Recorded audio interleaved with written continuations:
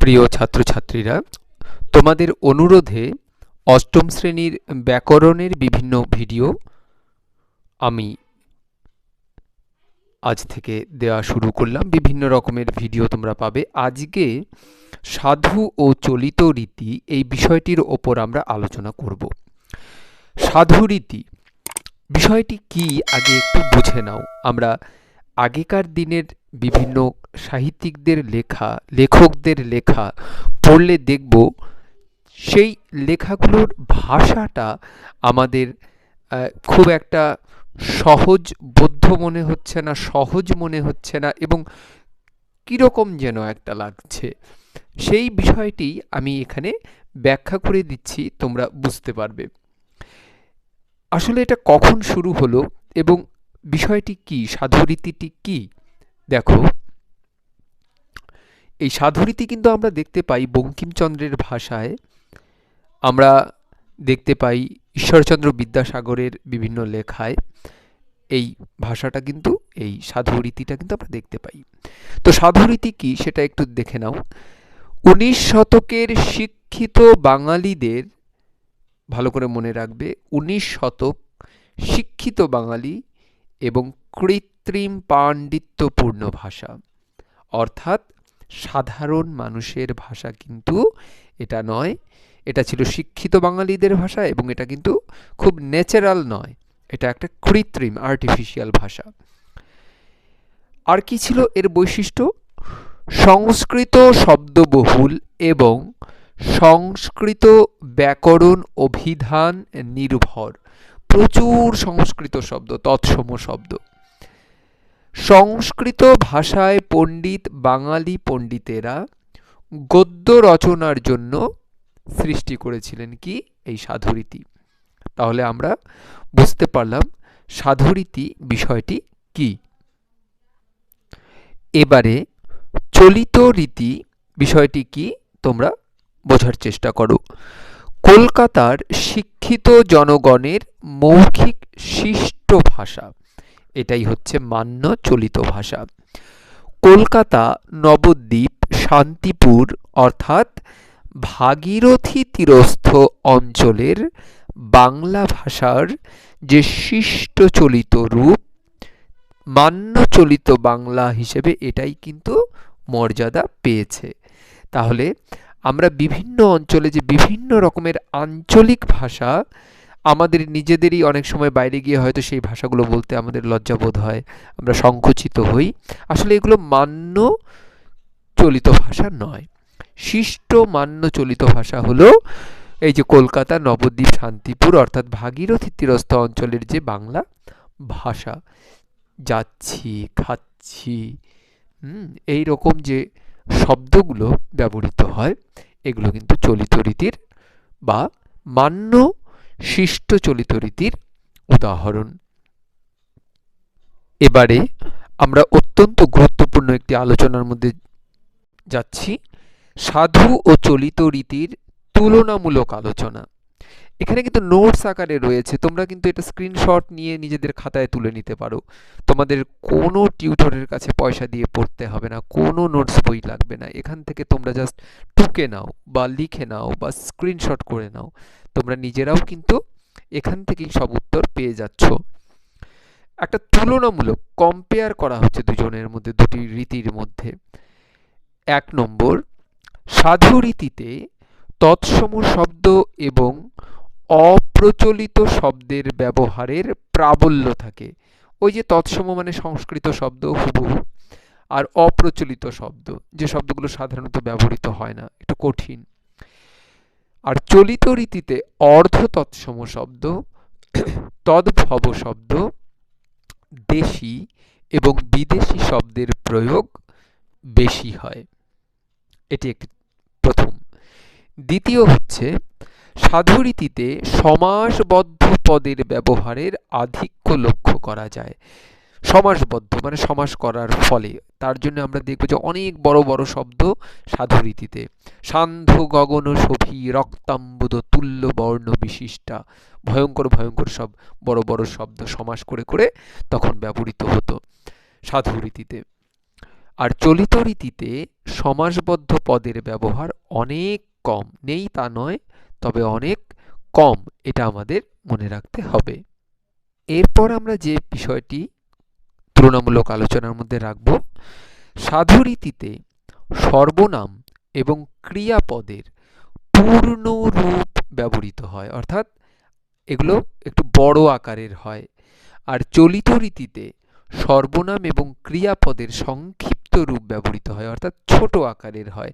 আমি এরপরে সব ডিটেলস এখানে চার্ট করে দিয়ে দিব, তোমরা স্ক্রিনশট নিয়ে নিও বা লিখে নিও দেখে দেখে, বা আমার সঙ্গে প্র্যাকটিস করলেও কিন্তু মুখস্থ করতে পারবে, পরবর্তীতে আসবে। 4 নম্বর যেটা, যে সাধুরীতিতে শব্দালঙ্কার ও অর্থালঙ্কারের প্রয়োগ বাহুল্য দেখা যায়, চলিত রীতিতে এর এত বাহুল্য কিন্তু নেই। 5 নম্বর, সাধুরীতি ও চলিত রীতিতে অনুসর্গের রূপগত পার্থক্য লক্ষণীয়। অনুসর্গ কি সেটা আমি আরেকটি ভিডিও দিয়ে তোমাদের সুন্দর করে বুঝিয়ে দেব, আপাতত এটুকু মনে রাখো যে অনুসর্গের রূপের পার্থক্য রয়েছে। সাধুরীতি ও চলিত রীতিতে অব্যয়ের রূপগত পার্থক্য লক্ষণীয়।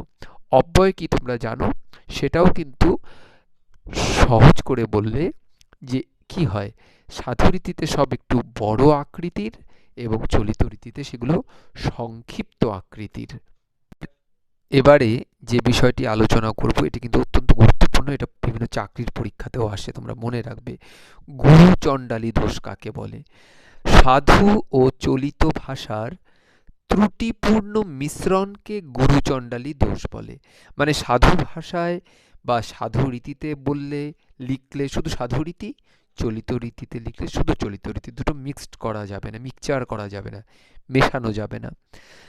বাংলা গদ্যে বা রচনায় তো বটেই, চলিত কথাবার্তাতেও দুই রীতির মিশ্রণ কিন্তু নিষিদ্ধ। তবে হ্যাঁ, ব্যতিক্রম কি এটা মনে রাখতে হবে। ছন্দের প্রয়োজনে ও মাত্রা সঙ্গতির কারণে দুই রীতির মিশ্রণ কবিরা অনেক সময় করে থাকেন। কবিদের ক্ষেত্রে সেটা ব্যতিক্রম তারা করতে পারেন, তবে তা দূষণীয় বলে বিবেচিত হয় না। অর্থাৎ কবিরা এ ব্যাপারে সব সময়ই স্বাধীনতা পেয়ে থাকেন। কাব্যের প্রয়োজনে কিন্তু এরকম সাধুরীতি চলিত রীতির মিশ্রণ বৈধ। একটু আগেই আমি বলছিলাম যে বিভিন্ন পদের যে রূপগত পরিবর্তন, অব্যয় পদের অনেক সময় রূপগত পরিবর্তন হয়, তারপর অনুসর্গের রূপগত পরিবর্তন হয়, সেই বিষয়গুলো আমি চার্ট আকারে তোমাদের দিয়ে দিচ্ছি, তোমরা দেখে নাও, স্ক্রিনশট নিয়ে নাও বা লিখে রাখো। দেখো, প্রথম আমি সমাপিকা ক্রিয়াপদের একটা লিস্ট করে দিচ্ছি, তোমরা সবাই দেখে নাও। সাধু রীতিতে কি, এখানে সাধু রীতিগুলো রয়েছে, এখানে চলিত রীতিগুলো, সাধু রীতিগুলো, চলিত রীতিগুলো। সাধু রীতিতে করিতেছি, চলিত রীতিতে করছি, খাইতেছি, খাচ্ছি, শুনিতেছি, শুনছি, হাঁটিয়াছে, হেঁটেছে, ঘুমাইয়াছে, ঘুমিয়েছে, করিয়াছে, করেছে। করিতেছিলাম, করছিলাম, খাইতেছিলাম, খাচ্ছিলাম, শুনিতেছিলাম, শুনছিলাম, হাঁটিয়াছিলাম বা হাঁটিয়াছিল, হেঁটেছিল, ঘুমাইয়াছিল, ঘুমিয়েছিল, করিয়াছিল, করেছিল। তাহলে কোনো বাক্যে যদি করিয়াছিল থাকে, তুমি যদি বা তোমরা যদি বাক্যে করিয়াছিলটাকে করেছিলতে পরিণত করো, তাহলে দেখবে সেটা চলিত ভাষারীতি, চলিত রীতিতে চলে এসেছে বাক্যটা। এবারে আরো কিছু উদাহরণ দিচ্ছি, তোমরা লিখে নাও বা স্ক্রিনশট নিয়ে নাও। ঘুরিলাম, এটা হবে ঘুরলাম। খাইলাম, খেলাম, এগুলো সব কিসে আছে? এগুলো রয়েছে সাধু রীতিতে, এগুলো চলিত রীতিতে। করিলাম, করলাম। ঘুমাইবে, ঘুমাবে। ধরিবে, ধরবে। মারিবে, মারবে। ঘুরিতাম, ঘুরতাম। খাইতাম, খেতাম। করিতাম, করতাম। তাহলে এতক্ষণ আমরা যে একটা চার্ট দেখিয়েছি, এবার আরও কিছু এখানে দিচ্ছি, তোমরা দেখে নাও। এবারে দেখো, সমাপিকা কিন্তু যৌগিক ক্রিয়া, সেগুলো কীরকম হয়? সাধু থেকে চলিত, ভরিয়া দাও, ভরে দাও, হাসিয়া ফেলিবে, হেসে ফেলবে, গড়িয়া তোলেন, গড়ে তোলেন, ভাঙিয়া দিস, ভেঙে দিস। এভাবে কিন্তু আমরা সমাপিকা যৌগিক ক্রিয়াগুলোকে সাধুরীতি থেকে চলিত রীতিতে রূপান্তরিত করতে পারি। এবারে অসমাপিকা ক্রিয়াপদের যে কিভাবে সাধু থেকে চলিত রীতিতে হচ্ছে সেটা দেখো। করিয়া, করে, বসিয়া, বসে, পড়িয়া, পড়ে, লিখিয়া, লিখে, করিলে, করলে, বসিলে, বসলে, পড়িলে, পড়লে, লিখিলে, লিখলে। এভাবে তোমরা বাড়িতেও কিন্তু প্রচুর নিজেরা বের করবে এবং প্র্যাকটিস করবে। আরও কিছু বলে দিচ্ছি, তোমরা লিখে নাও। করিতে, করতে, বসিতে, বসতে, পড়িতে, পড়তে, লিখিতে, লিখতে। এরপর আমরা সর্বনাম পদগুলো কিভাবে সাধুরীতিতে কীরকম থাকে এবং চলিত রীতিতে কী রূপ পায় সেটা আমরা আলোচনা করব। আমি চার্ট আকারে দিয়ে দিয়েছি, তোমরা স্ক্রিনশট নিতে পারো বা লিখে রাখতে পারো বা এখনই আমার সঙ্গে প্র্যাকটিস করতে পারো। তাহলে দেখো, সর্বনাম পদ সাধুরীতি থেকে চলিত রীতি। যাহা, যা, যাহাকে, যাকে, যাহার, যার, যাহাদের, যাঁদের, যাহাদিগকে, যাঁদেরকে, ইহা, এ, ইহার, এর, ইহাকে, একে, ইহাদিগের, এদের, ইহাদিগকে, এদেরকে, উহা, ও, উহার, ওর, উহাকে, ওকে, উহাদের, ওদের, তাহাকে, তাকে, তাহার, তার, তাহাদিগকে, তাদেরকে, আমাদিগকে, আমাদেরকে। এভাবে তোমরা সর্বনাম পদগুলোকে পরিবর্তন করবে যখন সাধুরীতি থেকে চলিত রীতিতে পরিবর্তন করবে। কিছু বিশেষণ পদকে দেখো। প্রাতে সাধুরীতিতে, চলিত রীতিতে হয়ে যাবে সকালে। বন্য, বুনো, জুড়িয়া, জুড়ে, শুষ্ক, শুকনো, আর্দ্র, ভেজা। আমরা আরও কিছু উদাহরণ তোমাদেরকে দিয়ে দিচ্ছি। তো অনুসর্গের যে রূপগত পার্থক্যের কথা বলেছিলাম সেটার একটা চার্ট দিয়ে দেওয়া হলো, তোমরা প্র্যাকটিস করবে। সাধু রীতিতে বলিয়া, চলিত রীতিতে বলে, একইভাবে করিয়া, করে, আসিয়া, এসে, দিয়া, দিয়ে, হইতে, হতে, চাহিতে, চাইতে, বাহির, বার বা বের, ব্যতীত, ছাড়া, দ্বারা, দিয়ে, নিমিত্ত, জন্য, অপেক্ষা, চেয়ে, হইতে, থেকে। আর অব্যয় পদের ক্ষেত্রে যে রূপের পরিবর্তন হয় সেটা দেখে নাও। সাধুতে তথাপি, চলিততে তবু, প্রায়শ, প্রায়ই, বরঞ্চ, বরং, অতঃপর, তারপর।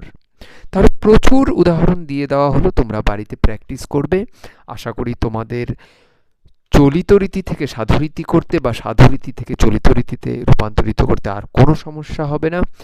তো ভালো করে পড়াশোনা করতে থাকো, ভিডিও দেখতে থাকো, প্র্যাকটিস করতে থাকো এবং অবশ্যই ভিডিওটিকে লাইক করো, শেয়ার করো, কমেন্ট করে জানাও আর কি কি দরকার। আমি অনবরত তোমাদের জন্য ভিডিও বানাবো এবং আপলোড করব। আর চ্যানেলটিকে নিশ্চয়ই নিশ্চয়ই নিশ্চয়ই সাবস্ক্রাইব করবে এবং সবাইকে সাবস্ক্রাইব করতে বলবে, কারণ যত বেশি তোমরা আমার সঙ্গে থাকবে তত কিন্তু আমি উৎসাহিত হব তোমাদেরকে নতুন নতুন ভিডিও উপহার দেওয়ার জন্য।